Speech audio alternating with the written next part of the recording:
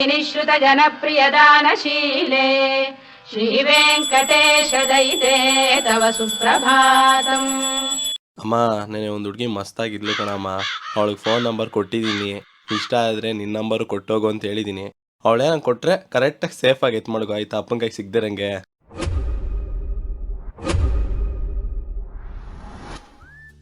ಅಯ್ಯೋ ಇವತ್ತು ರಾಮ್ ಇಂಟರ್ವ್ಯೂ ಅಲ್ವಾ? ಇವತ್ತಾದ್ರೂ ಇಂಟರ್ವ್ಯೂ ಪಾಸ್ ಮಾಡ್ಕೊಳಕ್ ಹೇಳಿ. ಇವತ್ತಾದ್ರೂ ಇಂಟರ್ವ್ಯೂ ಪಾಸ್ ಮಾಡೋ, 3 ಗಂಟೆ ಒಳಗಡೆ ಅಟೆಂಡ್ ಮಾಡೋ. ನೀನು ಇಂಟರ್ವ್ಯೂ ಬೇರೆ ಆಯ್ತಲ್ಲ ರಾಮ್, 3 ಗಂಟೆಗೆ. ಒಂದು ಮ್ಯಾಚ್ ಆಡ್ಕೊಂಡು ಹೋಗೋಣ ಬಾರೋ ಸುಮ್ಮನೆ. ಇಂಟರ್ವ್ಯೂ ಏನು 3 ತಿಂಗಳು ಬಿಟ್ಕೊಂಡು ಬೇಕಾದ್ರೆ ಪಾಸ್ ಆಗ್ಬೋದು. 20 ನಿಮಿಷ ಅಂದರೆ 2050 ಎಷ್ಟು ಗೊತ್ತಾ ಬ್ರೋ?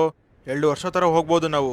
ನಮ್ಮ ಹುಡುಗಿಗೆ ಪ್ರಪೋಸ್ ಮಾಡಿದೆ, ರಿಜೆಕ್ಟ್ ಮಾಡ್ಬಿಟ್ಲು ಗೊತ್ತಾ? ನಮ್ಮ school books, text books, teachers ಎಲ್ಲ ಇದನ್ನೇ ಬ್ರೋ ಹೇಳ್ಕೊಟ್ಟಿರೋದು.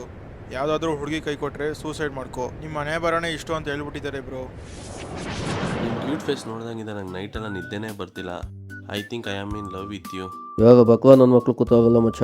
ಹ್ಞೂ ಮಾಮ್, ಎಲ್ಲ ಬೋರ್ಡ್ಸ್ಬಿಟ್ಟು ಕಳಿಸ್ಬಿಡೋಣ. ಕಾಲರ್ ಮೇಲೆ ಕೈನಾ ಎತ್ತು.